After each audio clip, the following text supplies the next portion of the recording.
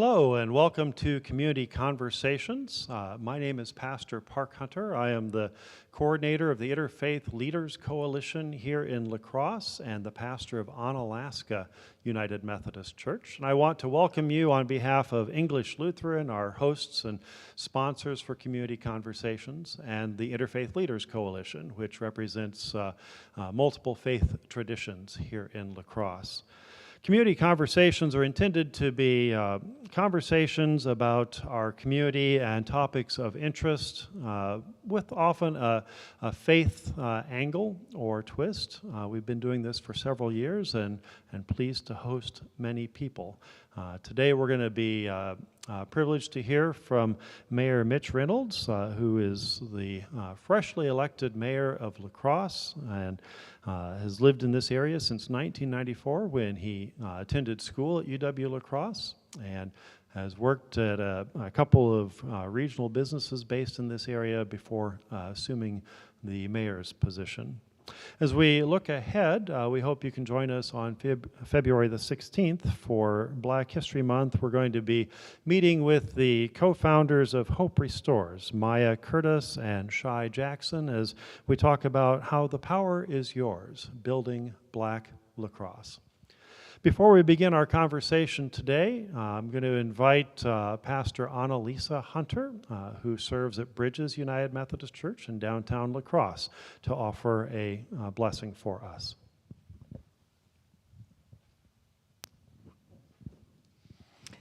Hello, it's wonderful to be able to gather together as a community to have these conversations, so thank you for joining us today. Let's take a moment to clear our minds and center our hearts as we begin this time of conversation. O Holy One, thank you for bringing us together in community and collaboration. You provide us with diverse gifts and skills to strengthen our work together.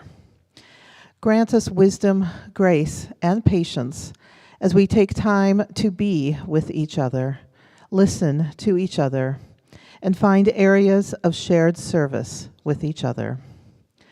These are uncertain times, but we can lean on the neighbors you provide to find the foundation for our shared work and the development of our future plans. Please bless us during this time together today. Amen. Amen, and thank you. And a reminder for those of you who are joining us live on YouTube that if you want to pose a question for Mayor Reynolds, you can do so in the chat on YouTube Live. You need to be logged in with a Google or Gmail or YouTube account, and then you can post questions in the chat, and I'll post those and share them with the mayor during the last 15 minutes of our conversation or so today.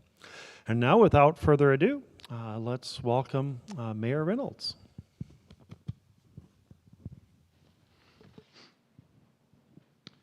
Well, thank you so much, Park. Thank you so much, Annalisa. I really appreciate the opportunity to speak here today.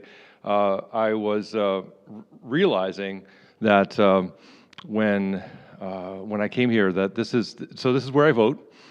And so the last time I was here at English Lutheran was when I voted for myself back in April. And I honestly I haven't been back here since, but I have some good memories of that day. So this feels like coming home to a certain extent. So I appreciate you welcoming me here, and I do want to again ask to send me your questions, not only in this environment, but also to make sure that you feel free to reach out to me and at my office if you have questions or concerns or anything that you would like to express about our community. It is my job to make sure that you're heard and that we're addressing your concerns in our community. So I will certainly encourage you to do that whenever you feel it is necessary. I do get quite a bit of correspondence, and in fact, I wanted to speak today about community and collaboration. Interestingly enough, because and utilizing collaboration in a regional sense for transformative change, not just among our communities, but also for us individually. And I was reminded of how significantly important that is through a correspondence, an email with a woman in Holman, in the village of Holman. And we've had a number of community responses to our search for input on the utilization of federal stimulus dollars. A lot of community responses and a lot of great ideas. And a woman in the village of Holman contacted me and through email just a few days ago, as a matter of fact, and said, I think that you should use resources to help older individuals in our community. And I'm paraphrasing here, but she said, since my husband passed, I have needs in my household, and I don't have the funds to use for them. And then she talked about a garage door opener that was broken, and a few other things. And it sounded, it sounded like what many of us go through in our lives. We hit a point where it becomes too much. It becomes overwhelming. And I pointed her in a direction where there would be help available immediately. And hopefully there will be some resources for her to use. But the thing that I was reminded of is that she's in the village of Holman. She's reaching out to the mayor of the city of La Crosse because there's not a boundary there. I mean, there is, right? There's a geopolitical boundary, but there's not a boundary in our community. There's not a boundary when it comes to our families and our friends and our loved ones who live in this community. Aunt Gertrude in the town of Shelby, her sister Isabel lives on the north side of La Crosse. And so when I think about collaboration, I'm thinking about how we can get healthier as a community, not just because I want La Crosse to succeed at the expense of our surrounding communities, which has, frankly, often been the strategy, I suppose, of others who have been mayor here. But I want us all to succeed because we're all here together. And that sounds a little hokey, but there is certainly a sense that we can combine our resources, we can collaborate, we can cooperate so that we can be transformative in our community, in our region. And now, to be clear, I'm still the mayor of the city of La Crosse, and I still want the city of La Crosse to thrive. And we have a tremendous number of challenges that we face on a regular basis. But I do believe that as I'll just say the city of La Crosse, I'll just call that, believe it is, it's a regional economic engine here. When the city of La Crosse thrives, the rest of the region thrives, and vice versa.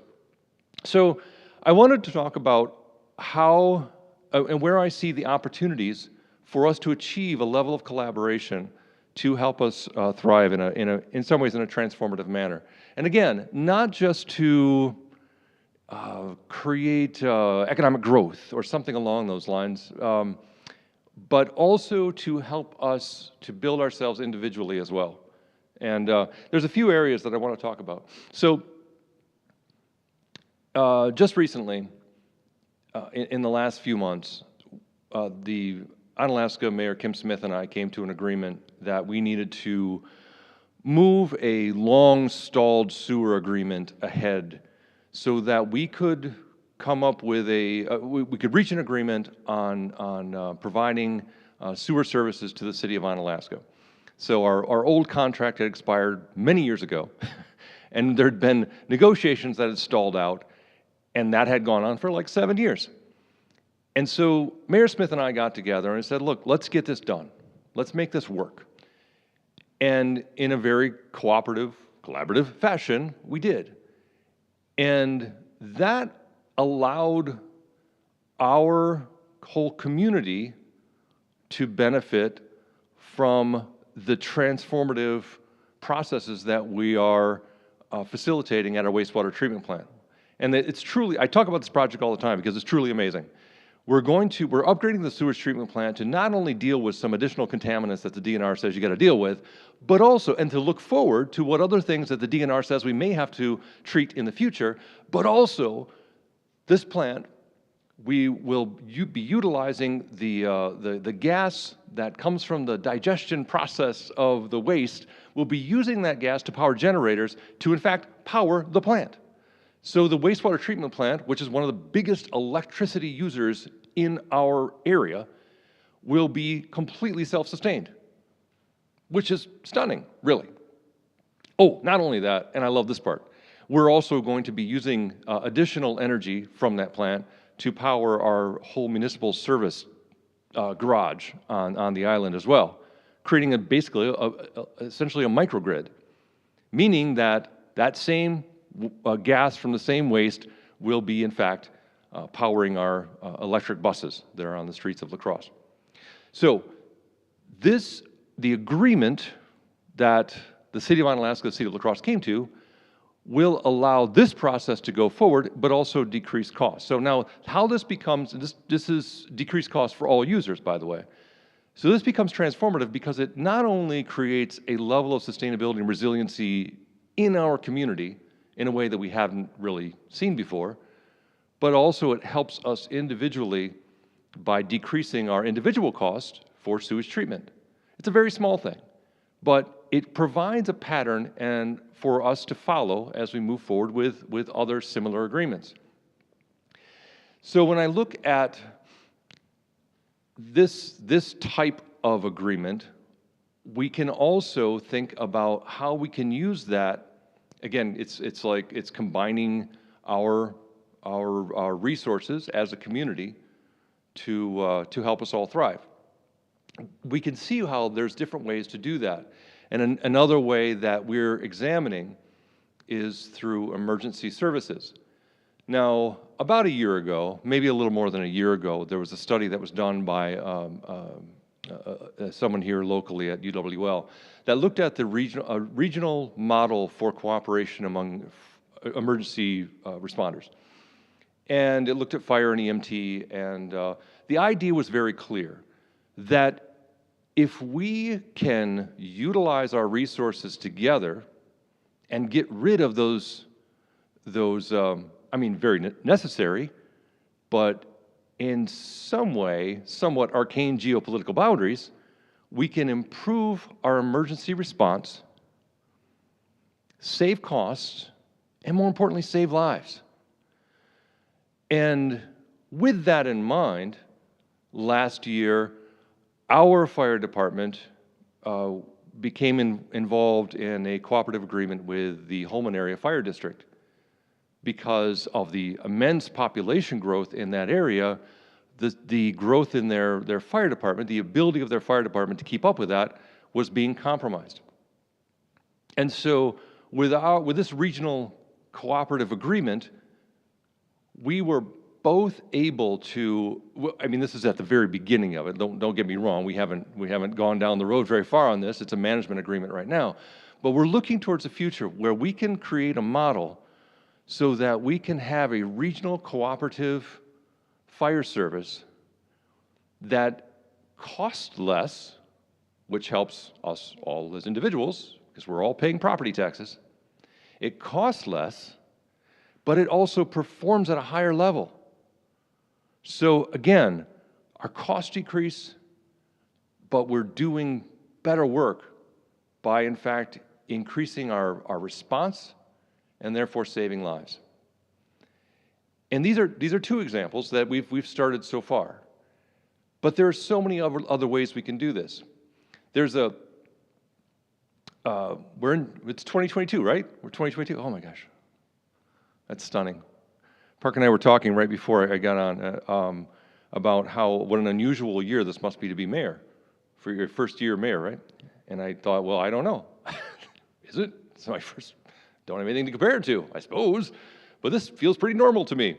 And part of what feels normal is that I'm actually speaking to just 3 people in the sanctuary right now, and then everybody else is online. So there is a little bit, I struggle a little bit because oftentimes, I'll see some nodding heads out there and some smiles and things like that, but I just have to assume that you're doing that right now, Right now, I just have to assume that you're kind of going, yeah, I get you. So anyway, I got sidetracked a little bit there. But one of the things that, it's 2022, in 2030, something remarkable happens. 2030 is the target date for Mercedes to go completely electric in the vehicles that it offers for sale. 2030, that's 8 years away, if I'm doing my math correctly, which I assume I am. And you say, okay, well, Mercedes, great. I mean, I don't know how many of us are driving around a new Mercedes, largely because there's not a dealership here. 5 years later, General Motors is doing the same thing in 2035. So I'm not saying that because I'm leading the cheers for electric cars. It's not that at all. What will have to be part of this transformation to an electric vehicle society, if you will, are charging stations. Now, we can all plug something in at our house, right? But the reality is that charging stations for EV owners right now are placed in areas where they drive to, they park and they go to work and things like that, or they travel to. What we need to think about, and probably needed to do it a little while ago, but we're doing it right now. This is some of the work that the La Crosse Area Planning Commission is doing, but we can continue to do that work and really think about this proactively, is how we can cooperate in our region, among all of our communities, to plan where we have charging stations that make sense. Because I can say, I just want all the charging stations here in the city of La Crosse. Well, that doesn't make any sense at all. And that doesn't serve our community, our entire community, and doesn't help our entire region thrive. And so a cooperative way that we can plan together so that we have a, dare I say, progressive community when it comes to electric vehicle use is to make sure that we're planning installation of charging stations in areas that make sense for commuting habits and for people that are just driving through. We can plan those charging stations so they make sense, but we all have to work together to do that. Because if everybody just wants their own charging stations in their own municipality, well, it ain't gonna work. Not in the way that it should, not in the way that's sensible, and not in the way that saves resources. Because again, we always need to consider, I can make huge plans about all the things that I want to do, but I have to do that within the framework of the resources that I have, that I can utilize right now to make those plans become reality. And so we all have to think about that when we're talking about, again, charging stations. How can we utilize our resources so they make sense, so we're not duplicating services, but also increasing how we serve the public. And so a cooperative approach, an approach that allows us to sit down together, just to have these conversations, whether it be with Mayor Kim Smith and the City of Onalaska, or the Village Board President in Holmen, Patrick Barlow, or any of the other leaders in our community, all of us sitting down together and saying, look, we need to figure out a way where we can do this cooperatively so that we can better serve our entire community. Because, once again, Gertrude lives in the town of Shelby, and her sister Isabel lives on the north side of La Crosse. Those, by the way, are not real people. I just use them as examples. By the way, they do have a cousin who lives on French Island, and I can't remember her name. So, it's also not real. So these are cooperative planning examples, or cooperative examples of how we can, again, utilize resources but improve services. And when we improve services, obviously it helps our communities thrive, helps individuals thrive as well. And it helps us, essentially just improve our existence, individually and cooperatively. Now, there is a couple things that are, I get up every morning and I go to bed every night thinking about our unsheltered community largely in the city of La Crosse. It is a vexing challenge. It is something that it defies good answers and simple answers. and it requires an enormous amount of work on many different public and private service agencies in order to address. And to this point, that work has largely been on the shoulders of again, private service agencies. The county has gotten involved with some funding, and there's always services, Health and Human Services, from the county. The city of La Crosse has not been as engaged, certainly not as much as we are now. What I would like to see, and again, this goes to our need to make our entire region thrive, and my assertion that as the economic engine of this region, as we thrive, so does the rest of the region. Some may say that's not true, but I truly believe it is. What I would like to see is a more cooperative regional approach to addressing the challenges of homelessness within our community. It was interesting at the Martin Luther King Day celebrations this week, on Monday, we had, there was a number of different events to learn more about Dr. King. And I went to a panel discussion where we were talking about some of the challenges and some of his legacy, first of all, but some of the types of things that Dr. King spent a tremendous amount of time advocating for, fighting for, and leading the charge to help change in our nation. And we talked about the panel rather talked about the access to health care. That was one of them. Inequality in wages. The criminal justice system. That was certainly one of his key issues. Voting rights, which clearly we're still talking about, and all the others we're also still discussing. The other thing was housing, and how Dr. King saw the incredible need for affordable housing throughout our nation, and was urging the nation to move forward on building 500,000 homes a year, because from his perspective, that was how we were going to be able to address the challenge of housing people that were right at the edge or not in homes. And that was 60 years ago. 54 years after that man was murdered, we're still talking about it.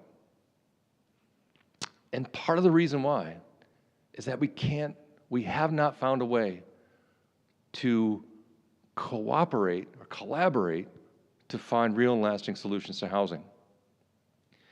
It has often been the case for the city of La Crosse to exert whatever authority it has, extraterritorial jurisdiction it's called, to try to prevent development outside of the city of La Crosse for a number of different reasons. But one of the reasons, not the only reason, but one of the reasons is that there's a sense that it's a zero-sum game. That I get people to live in houses here, that means I decrease the amount of people in your community somehow. And it's a bizarre way to think. That's not the only reason, by the way. There's also some real concerns about the sprawl into rural farmland and the decrease of farmland overall within the state of Wisconsin, and then obviously the amount of suburban sprawl can really create some huge challenges, resource challenges in a lot of different ways, including in road building, but also can cause significant pressure on our entire environment. So there are some significant reasons why we want to limit suburban sprawl to the extent that we can. But we also have to recognize that building housing to make sure that we have adequate housing, not just affordable housing, but adequate housing for our populations is, okay, I hold the mic closer, I was told. Apologies. It doesn't just help the people within the city of La Crosse, it also helps everyone in our region. So if you want to build a whole bunch of homes in Onalaska, man, go for it. But let's find a way to work together, plan together to make sure that we're serving the needs of a varied population. So anyway, if anybody wants to come in and join, help with the homelessness, please let me know. Because we just had another big meeting today. We're still working on it. There's a lot of planning going on. We have a grave concern about the significant increase in the number of our in the numbers who are among our unsheltered population. We have a tremendous number of individuals that are at or near homelessness in our community, and I say near homelessness because I mean that's also the folks that are, well, what I did when I was a kid. A lot of you did this. We do the couch surfing, right? Because you have that unfortunate argument with your parents and slam the door, and you walk out because you dropped out of college, and you go over to your friend's house, and you stay on his couch for a while, and then his dad kicks you out, and then I'm telling you my whole history, by the way, and then you wind up on another couch. A lot of us have done that, but that is really close to being homeless, or could be considered homeless, depending on the situation. So, but there's a huge population, and includes people like me at that point in my life, but many, many others as well. And they come from all different kinds of areas. I was just actually had I got an email this morning from someone who was describing. So back in August, when we had our torrential rains, we had a couple of different torrential rains, and one of them, I think it was August, one of them was like 2 inches of rain in 6 hours. And this woman was telling me about her mother-in-law who was in an apartment where there was a mudslide. It came through the apartment, and she lost all of her possessions. She was renting an apartment there, and no renter's insurance, and she basically wound up with herself and her dog, and then suddenly was in a situation where she was struggling. This woman who sent me the email, she was struggling to find a home for her mother-in-law. And it was becoming extraordinarily difficult to simply find someplace for the woman to live. Because whatever the situation they were in right now, she couldn't stay with them, but the challenge was enormous. And it became very clear, and so that she eventually did find a place to live with the help of a number of different agencies, but it became very clear that our process for finding simple shelter, if we're lacking it or lacking resources, is unbelievably challenging in this community because of the hoops we have to jump through, because of the access, because you have to have a phone number. You have to be able to, in some ways, fill out forms online. There's a lot of different reasons. But the reminder is that we're one mudslide away from not having a home. We're one natural disaster away from being homeless. And it's something helpful for us to remember. It's something helpful for us to think about when we think about a collaborative approach to how we can address these issues. And one last thing, because I do want to say that, this is not just about sewer agreements and roads and charging stations and homelessness and things like that, but also about health. I am just profoundly grateful for the work that the Outdoor Recreation Alliance has done within the city of La Crosse and in our region to help expand access to outdoor trails and that type of thing. It has been absolutely enormous. One of the things that they have done is worked in a collaborative fashion with multiple municipalities to make sure that there's interconnectivity and that there is a way for folks in all these municipalities to access that. It's, again, another wonderful example of how we enjoin our communities and combine resources to create a huge benefit for living here, right? And to draw people to our community because, hey, La Crosse, it's got all these outdoor great spaces, come live there, which is awesome. It really is.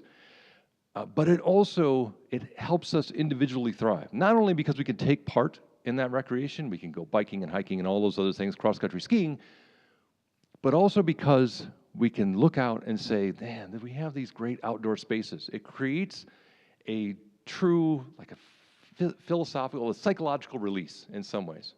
It lets us know that there are outdoor spaces that we can access, and it is spiritually uplifting and helps us individually thrive. So I don't know I don't know where I'm at time-wise, because if you would like to, I would love to answer questions of anybody who has them right now, if you would like to do that.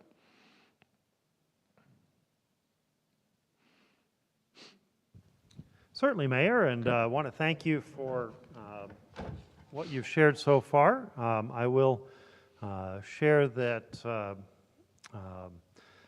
early on you said it's hard to do these things because you don't know about feedback you're getting, but Pam wants you to know that she was nodding along. Okay.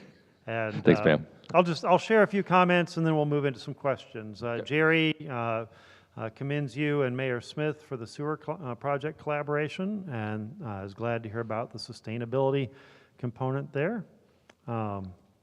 Rabbi Searle was glad that you spoke about homelessness and affordable housing. So we're grateful that you've got that top of mind as well. I'm going to follow up first on the homelessness issue and affordable housing.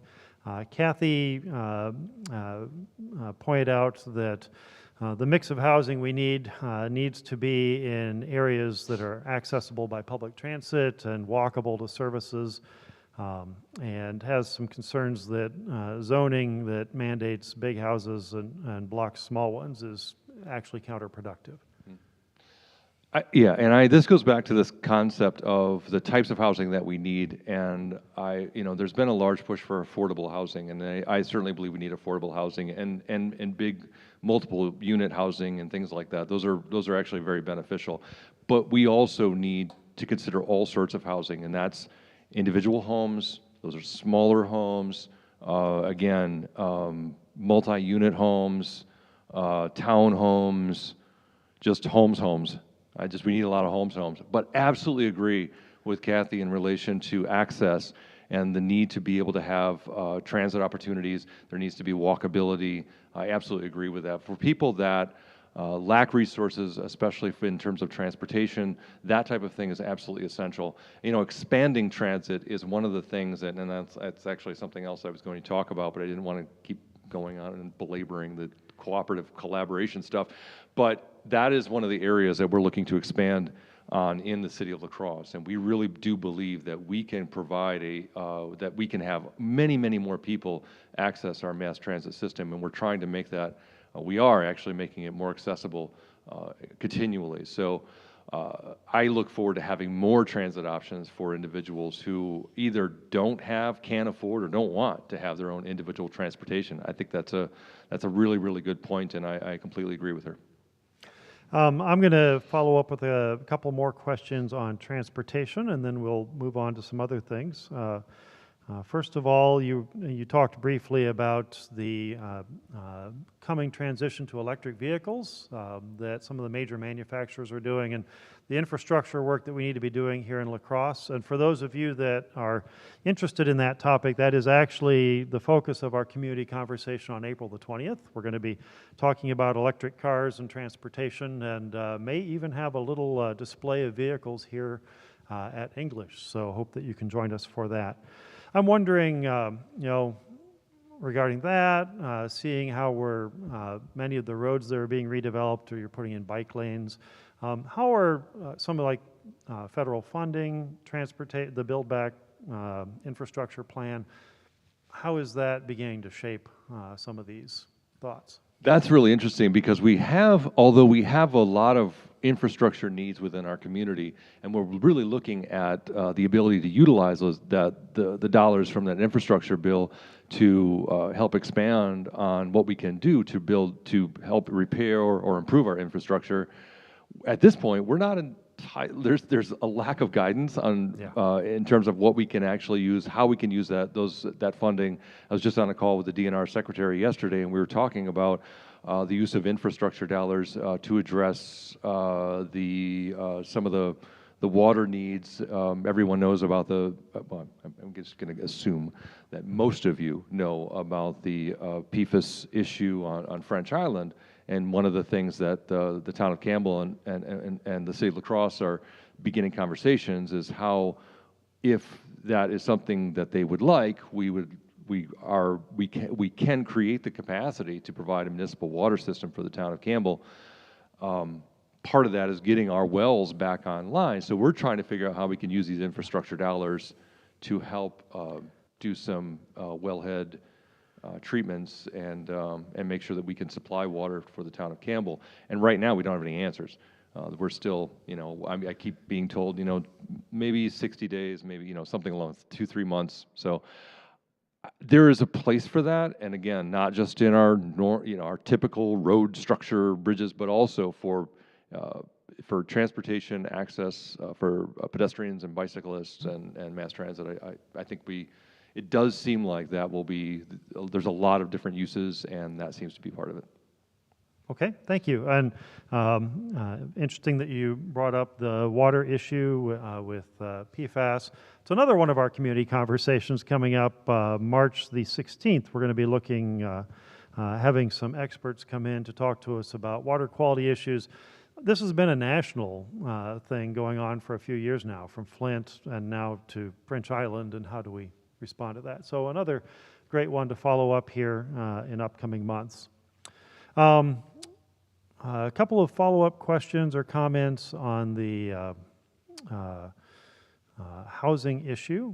Rabbi Searle says that his understanding is that affordable housing means local, state, and federal government funds can help people pay their rent or help landlords to lower their rents. Rufus is just wondering, when you say affordable housing, what do you mean by that? What is affordable housing if people are homeless? Who pays for it? And maybe that ties in with the rabbi's comment as well. Yeah, that's actually a really good question. There are actually, and I don't have that information here in front of me. And one of the things that I try to do is make sure that the professionals in City Hall are doing the heavy lifting and doing their job. And I try not to be too much of a micromanager and create a larger picture. And I have an unbelievably talented staff that has lots of information and a lot of really good direction and has been instrumental in us pursuing housing opportunities, including affordable housing. There are definitive guidelines for utilization of federal and state funding to provide for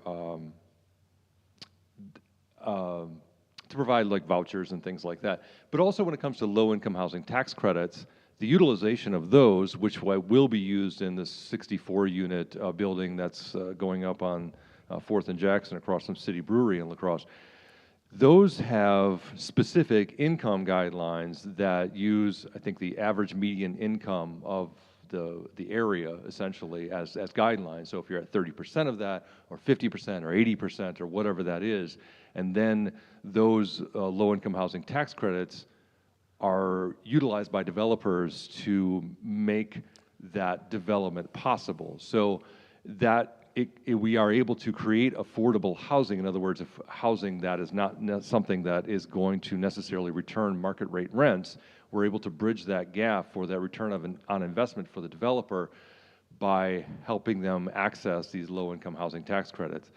That sounds like a bunch of nonsense, what I just said right there, but there's actually something that's true there. The problem that we run into with affordable housing all the time is that when you look at developing new housing solutions, we can't, to make that affordable, and affordable is different for everybody, right? It's different for me than it is for my daughter. To make those, but typically to make housing affordable, developers can't build those to the point where there's a return on their investment. So we need, as a city or through tax credits or something, we need to kind of bridge that gap so that we can take care of some of those upfront costs so that they can get a return on their investment, so they'll actually build. And that's what our planning department is heavily at work at all the time, and it's working. So, but again, affordable housing is one solution. There's, I think, housing in general. If we have such a lack of housing in our community that simply adding supply, it's a market solution, but adding supply to our community in terms of housing will help decrease demand and also lower some of the rents that we have in place right now. Okay. And again, you're talking earlier about the collaborative approach that's needed for this. I remember a few years ago I was introduced to United Way's estimates, what they call ALICE. Essentially, there's the official, what's the poverty rate, but then there is what does it cost for an actual person or family to live in a community, and that's United Way periodically goes through and calculates this, and it's called ALICE. I forget what the acronym stands for. But looking at the statistics, I was astonished to see that I think over half of La Crosse's population is at or below the ALICE level, which means they're just scraping by or maybe not making it. And it's somewhat less as we move out into the outer communities, but it's a regional issue. You can't concentrate poverty in one area and affluence in other areas, or you've got to work together somehow. Yeah, absolutely. And I think that, if you do concentrate poverty, then you're just exporting other issues to the surrounding communities, and we can't do that. The ALICE level is interesting because I think our official poverty level is, I actually don't remember now that I think of it. I think for children it's 23% is the federal poverty level, and I believe we're at 14% overall for our community, which is incredibly high. But it's been the same for almost as long as I've been here. So it's daunting, but it's something that, again, we can find ways to address. It would be helpful if we could do it in a more collaborative fashion with our surrounding communities. Okay. Pam here commented online that affordable housing is commonly described as 30% of a person's income. And so the key from her perspective to make it affordable for low-income citizens is assistance. So. Yeah, and that certainly is something that's available as well. Yep. And then a lot of people take advantage of that. Mm-hmm. And there's a lot of there are vouchers, there is rental assistance. We could definitely use more of that. This is a completely different tack, but Kale wanted to say thank you for the trap neuter return program, and I'm not familiar with that, so maybe you could speak to that briefly. You're welcome, first of all. And this was not my idea, so I can't really take credit for it, but and I'd never heard, I'm among those in the community that had actually never heard of trap neuter return. It's trap neuter vaccinate return. It's said in different ways. But this was brought to us by the Cooley Region Humane Society, which is our animal control office, or the animal control agent for not only the city of La Crosse, the city of Onalaska, and the entire county of La Crosse as well. And this has been a tried and true plan. This is something that hundreds of communities around the United States have used, and it's been used internationally as well. And the concept is there's communities of feral cats all over our city, right? And they're everywhere. And they're caretakers for those cats. And the idea is that these cats, essentially, they get picked up, they get taken in, they get neutered and vaccinated, and then get returned to the same spot. And the idea basically is to continue to have a population of cats that remain stable without them having more litters. So you eventually you stabilize the population of cats and eventually decrease it. So then there's less of an impact, a negative impact on wildlife. There's less, disease. There's less of a cost associated with animal enforcement. There's a lot of different things that go into this, and it's an amazing. It's really just it's population control of cats, without picking them up and euthanizing all of them. And there's a reason that doesn't work, because when you pick up cats, if you take a population of cats out of an area where they can have food and shelter, and that's why they go there, because there's food and shelter, but if you take that population away, and you take them all and you euthanize all of them, cats will return there, and it'll keep happening because they are prodigious breeders. And prodigious, one of the two. It's prolific breeders. And there'll just be more cats there. Through this program, we'll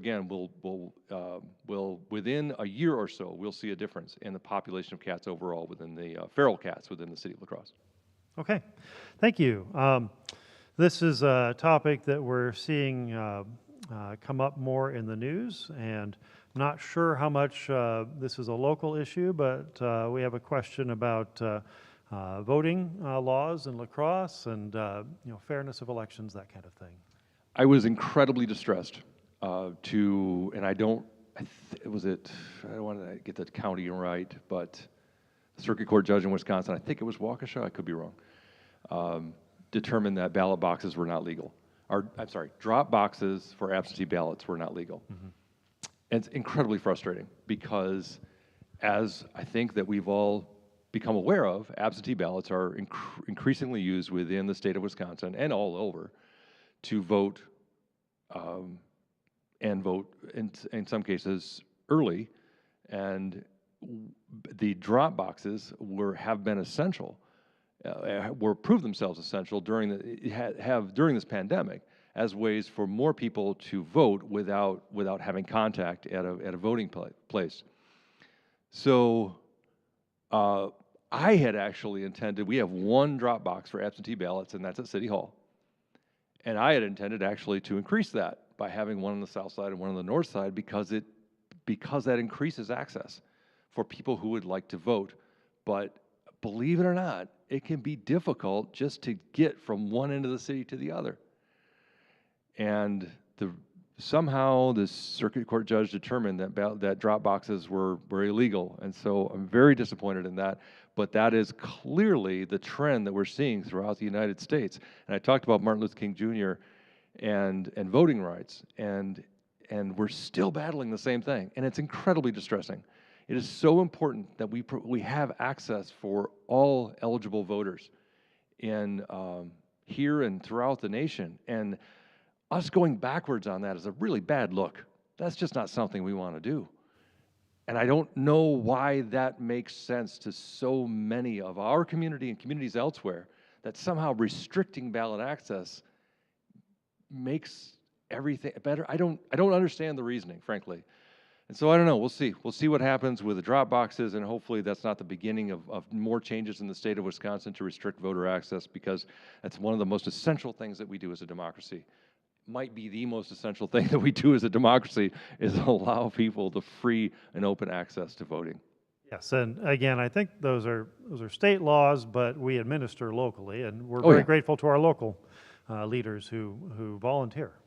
It's amazing is how much I talked about the last time I was here. English Lutheran was on voting day in April, and it's remarkable how long those folks are here during the day. The poll workers, the volunteers.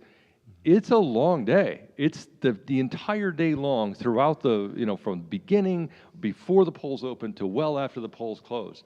They are dedicating themselves to making sure that we have free and fair elections. And hats off to them all the time. They keep this whole thing running.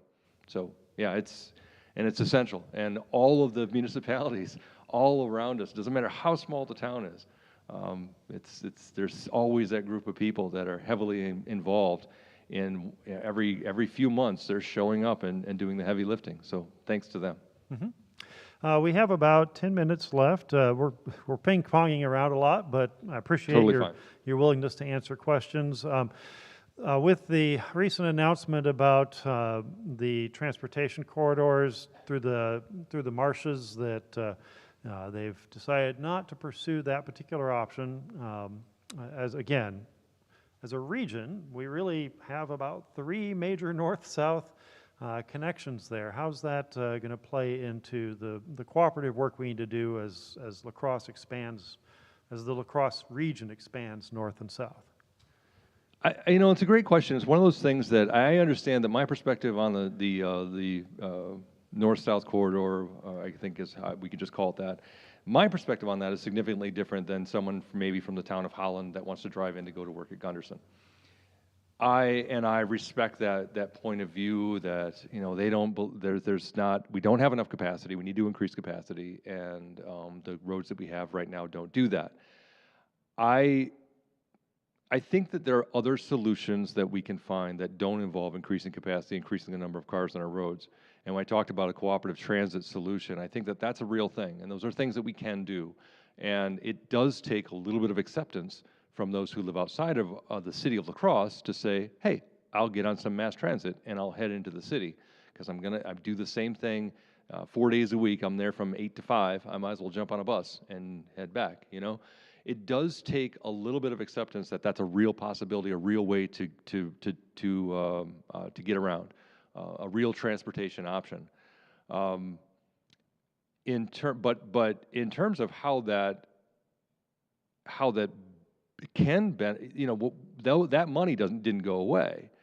So the idea was, yeah, we're getting rid of this idea of expanding the corridors that are coming in and out of La Crosse and subdividing our neighborhoods and diminishing the quality of life within the city of La Crosse, which, by the way, is a regional economic driver, and all the region thrives when the city of La Crosse thrives. We did do away with that concept, but the funding for that will remain and improve the state infrastructure that's already in place. And not only improve, and probably make it more efficient, not only improve the roads themselves, which most people are utilizing for transportation, but also improve the safety for pedestrians and bicyclists, and motorists as well.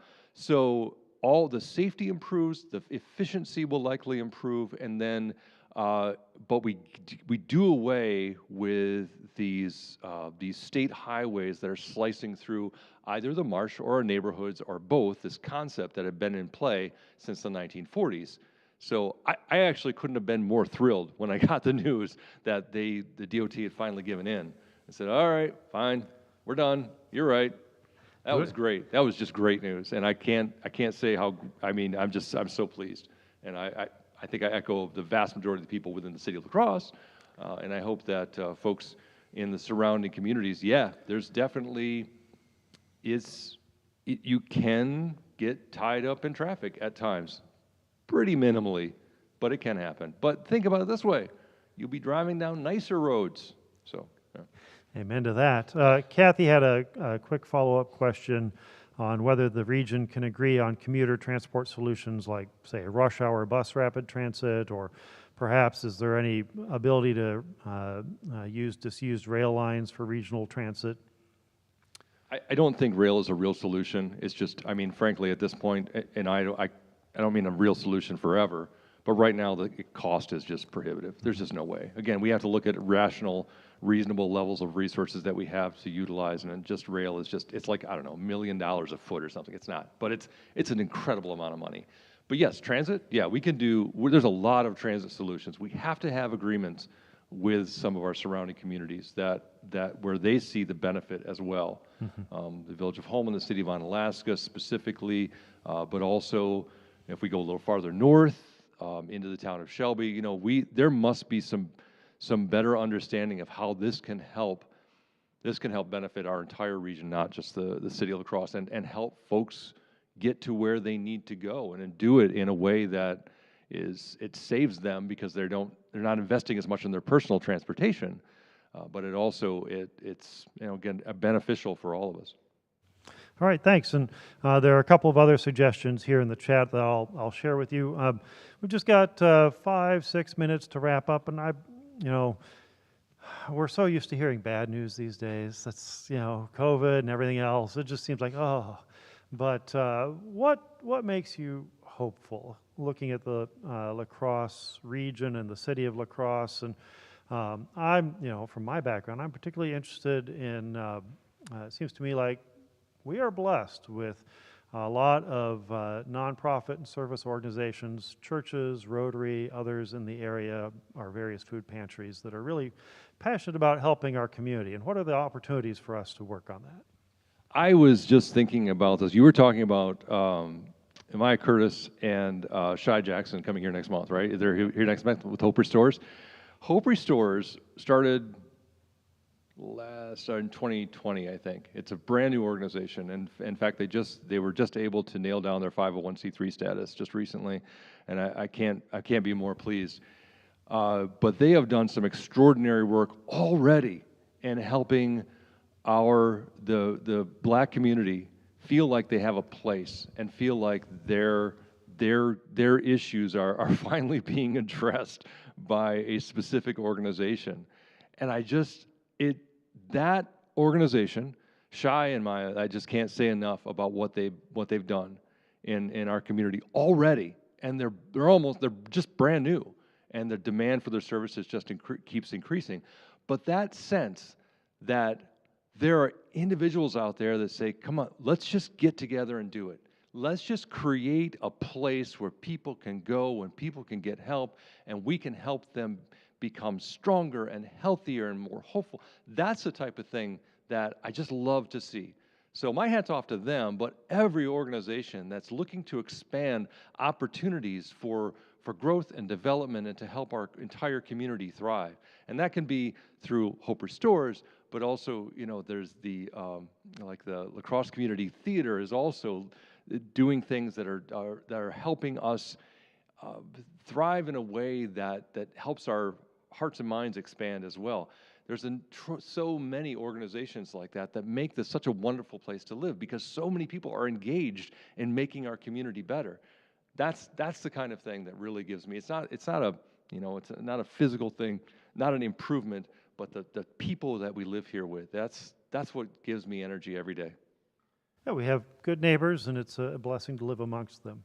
Well, we're going to go ahead and conclude a few minutes early here today, but again, Mayor, we are so grateful for you taking the time and for your leadership. And just a reminder to those who are joining us for Community Conversations that we will have 3 more sessions this year. On February the 16th, we will be hosting Hope Restores, and we're looking forward to talking with them and sharing your questions with them. March 16th, we'll be talking about water quality in our area, and then April the 20th, our final conversation of the year, will be looking at electric vehicles and the possibilities and future that we have there. So again, thank you for joining us today, and we look forward to seeing you again in a month.